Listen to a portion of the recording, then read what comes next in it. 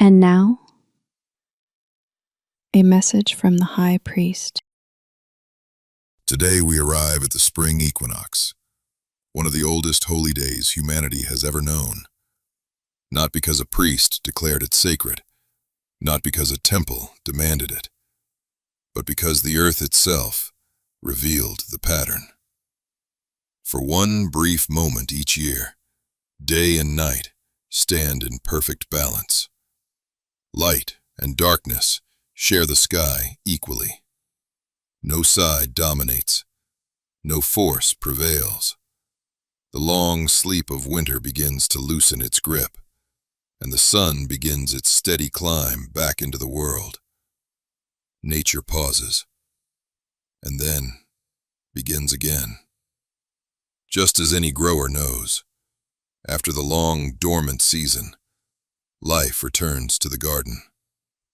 Long before printed calendars, long before clocks and numbered months, people knew this day. They watched the horizon.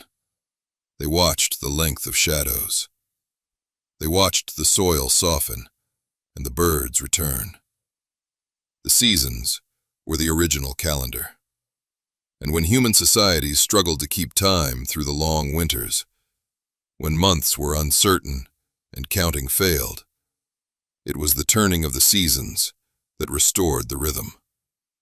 The earth kept the clock, just as any gardener keeps time not by numbers, but by soil temperature, sunlight, and the first signs of green breaking through the earth.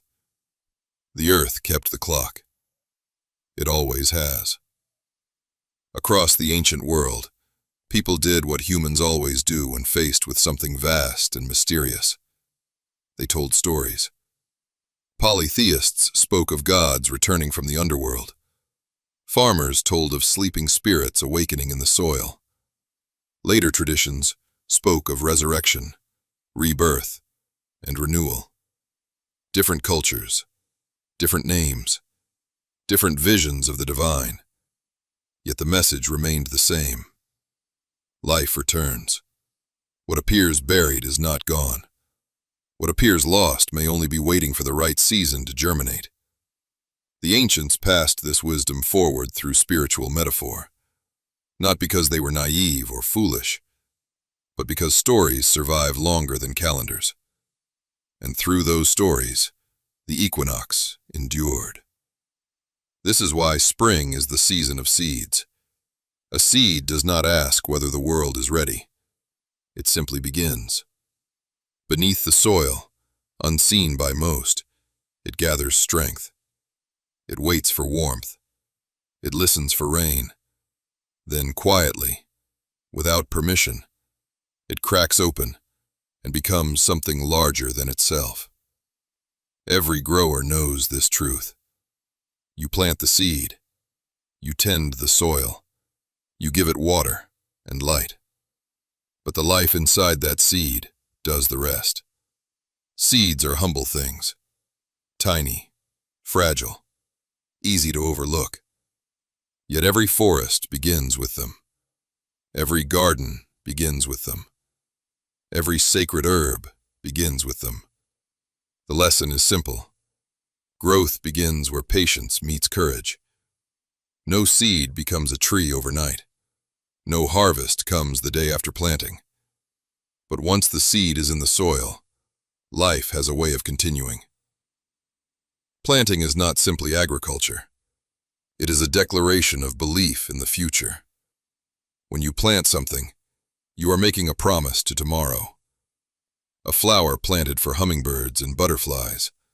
A patch of herbs grown for nourishment, medicine, or spiritual reflection. A cannabis plant grown carefully, patiently, respectfully, not for excess, but for insight and communion with the living world. A tree placed in the earth, whose fruit may not come for years. Each act says the same thing. The future matters enough to prepare for it. Planting reminds us that life is not only about consumption, it is about cultivation. There is another reason we encourage planting. Many people throughout history have discovered that gardening can be a form of rehabilitation and healing.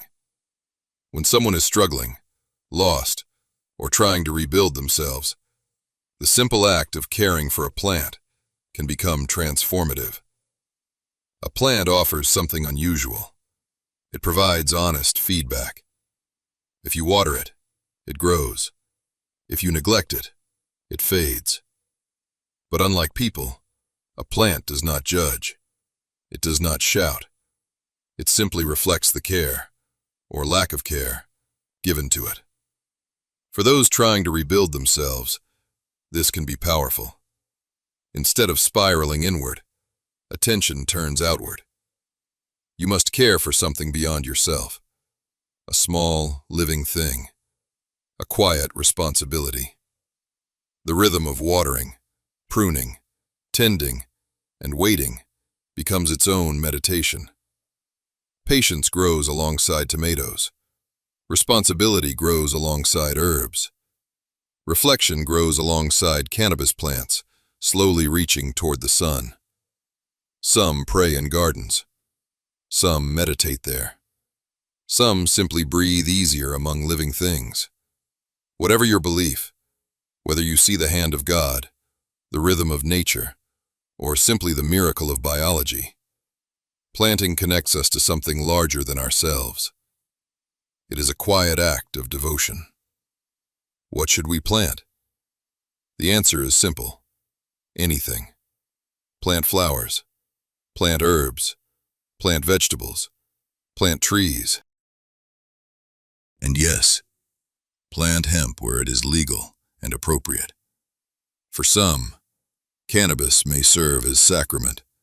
For others, it may simply be another remarkable plant among many. The church does not demand identical gardens.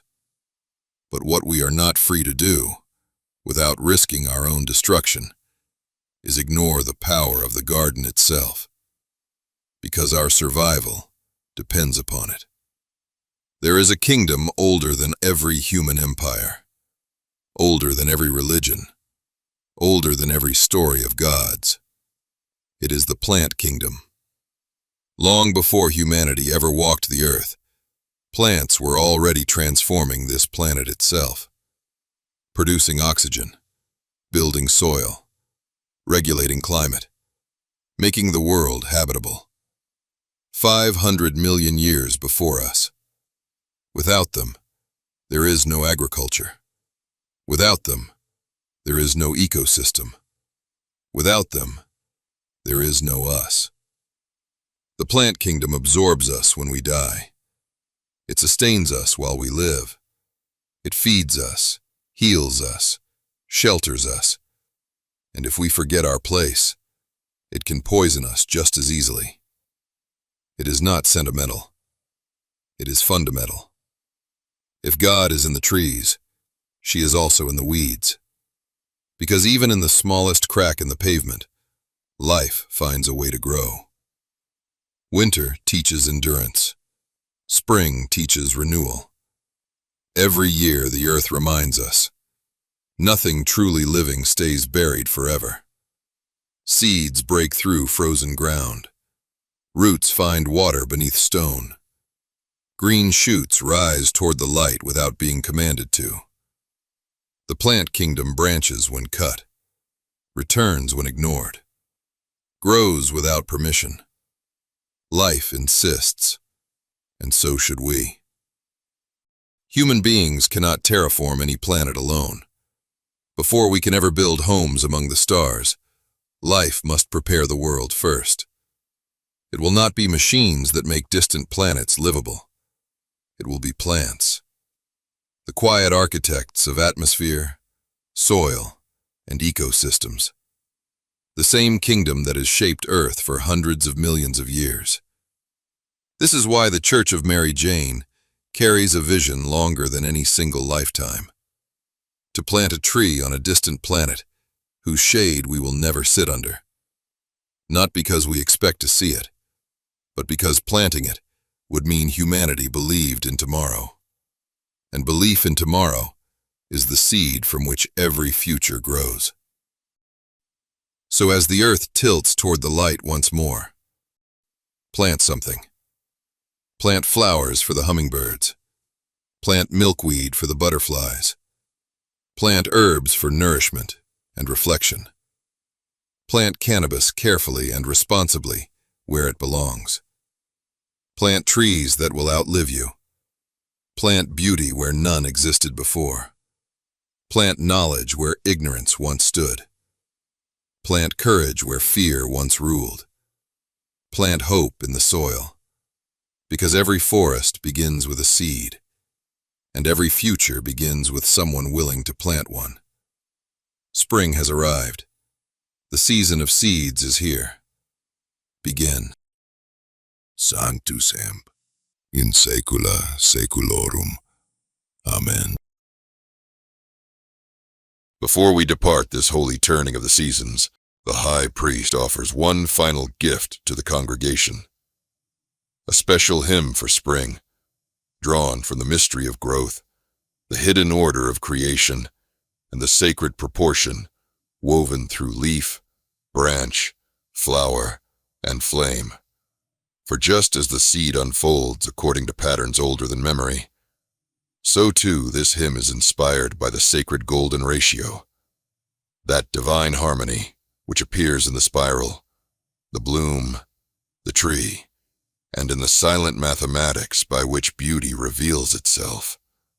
Let it be received, then, not merely as song, but as meditation, an offering to the holy order written into nature itself, and to the lady who dwells in tree and herb alike. Dea in arboribus, Dea in arboribus, Dea in arboribus, Gloria Maria. Dea in arboribus, Gloria Maria. In somnio vidi lucem. Dea in arboribus, Gloria Maria, in somnio vidi luce, per tenebras caminus, una mulier mystica. Dea in arboribus, Gloria Maria, in somnio vidi lucem. Per tenebras caminus, una mulier mystica, tres in una forma. Dea in arboribus, Dea in herbis, Dea in arboribus, Gloria Maria, in somnio vidi lucem. per tenebras caminus, una mulier mystica, tres in una forma. Dea in arboribus, Dea in herbis arborem sacram tetigi, ramos multiplicavit, cornu antiqua sonuerunt, montibus resonantibus silentium et osculum. Dea in arboribus, Gloria Maria, in somnio vidi lucem. Per tenebras caminus, una mulier mystica, tres in una forma. Dea in arboribus, Dea in herbis arborem sacram tetigi, ramos multiplicavit, cornu antiqua sonuerunt, montibus resonantibus silentium et